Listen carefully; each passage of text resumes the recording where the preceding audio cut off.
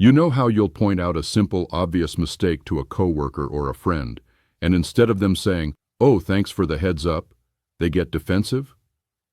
They get angry, they rationalize, and suddenly you're the bad guy. Why does that happen? Why is it that the more we try to fix someone, the more they resist? It feels completely illogical, but there's a deep psychological reason for it. And understanding it is the key to unlocking genuine influence.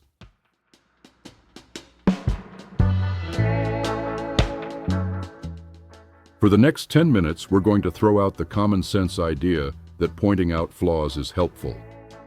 Instead, we're diving into one of the most powerful lessons from Dale Carnegie's masterpiece, How to Win Friends and Influence People. By the end of this video, you won't just understand why criticism fails. You'll have a completely new framework for handling people, one that builds allies instead of enemies and gets results without creating resentment. This is the art of gathering honey without kicking over the beehive. Point 1. We're dealing with creatures of emotion. The first and most fundamental mistake we make is assuming we're dealing with creatures of logic. We're not. As Carnegie puts it, we are dealing with creatures of emotion, creatures bristling with prejudices and motivated by pride and vanity. Think about one of the most notorious gangsters in history, Al Capone. Did he see himself as a vicious criminal? Not at all. He famously said, "I have spent the best years of my life giving people the lighter pleasures, helping them have a good time, and all I get is abuse, the existence of a hunted man." He didn't see himself as a monster. He saw himself as a misunderstood public benefactor. Another example from the book is the criminal Two-Gun Crowley, who was cornered in his apartment by police. Before he died in a blaze of gunfire, he wrote a note. Did it say, "I'm sorry for the lives I've ruined"? No. It said, "Under my coat is a weary heart, but a kind one that would do nobody any harm." The point isn't to feel sorry for these men. The point is this. If men behind prison bars don't blame themselves for anything, what about the people you and I meet every day? When you criticize someone, you're not appealing to their logic. You're attacking their pride, wounding their sense of importance, and triggering a powerful emotional defense system. It's like trying to put out a fire with gasoline. It simply doesn't work. Point 2. Criticism is a dangerous spark. Carnegie learned this lesson the hard way. He tells us that criticism is a dangerous spark, a spark that can cause an explosion in the powder keg of pride.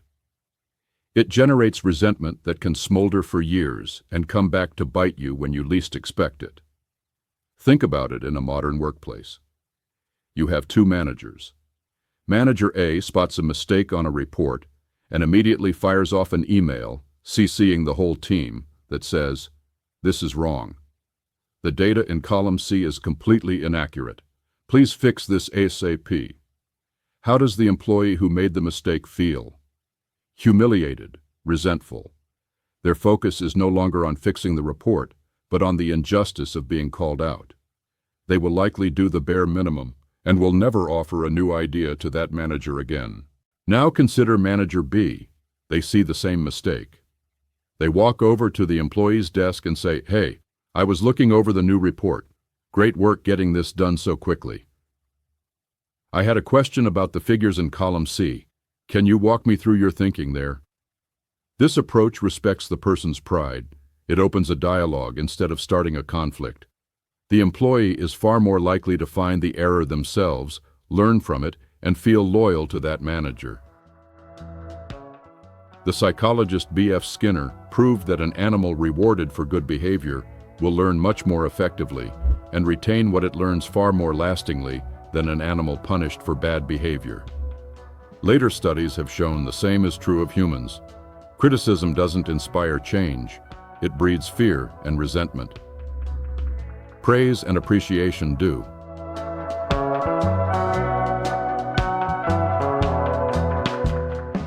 Quick question for you. Think about a time someone criticized you and it actually backfired. making you want to do the opposite of what they said. What happened? Let me know your thoughts in the comments below. Point 3. Clean your own doorstep first. So if criticism is out, what do we do instead? This is where the true genius of the principle lies. Carnegie quotes Confucius, "Don't complain about the snow on your neighbor's roof when your own doorstep is unclean." The single most effective way to improve any situation is to start with yourself. Let's look at one of the greatest leaders in history, Abraham Lincoln.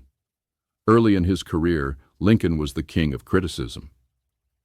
He lived in a small town in Illinois and would not only openly mock his political opponents, but also write sarcastic letters and poems about them and leave them on country roads where they'd be found.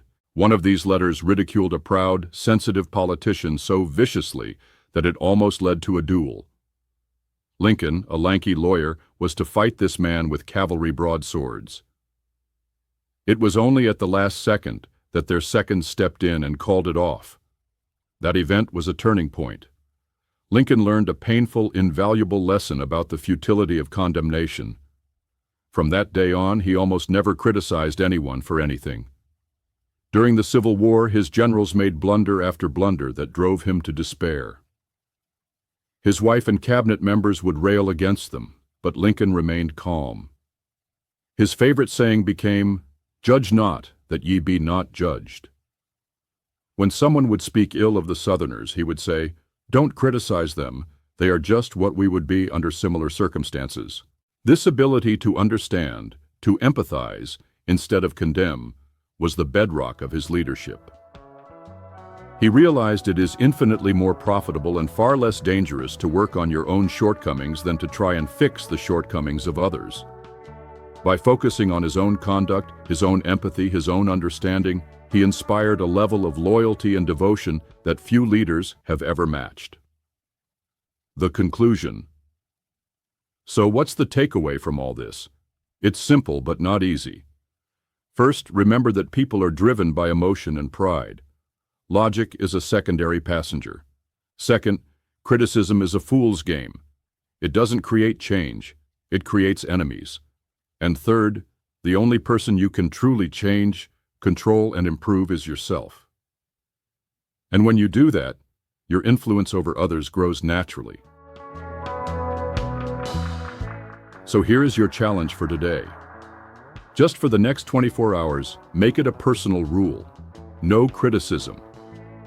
When you feel the urge to condemn someone, to point out a flaw, or to tell them they're wrong, bite your tongue. Instead, get curious. Ask yourself, why might they be thinking or acting this way? In their shoes, what might I do? Try to understand instead of judge. It's a small shift, but it will fundamentally change the way you interact with people. If you found this valuable, do me a huge favor and hit that subscribe button and turn on notifications so you don't miss the next video where we break down another timeless principle for winning friends and influencing people. Thanks for watching.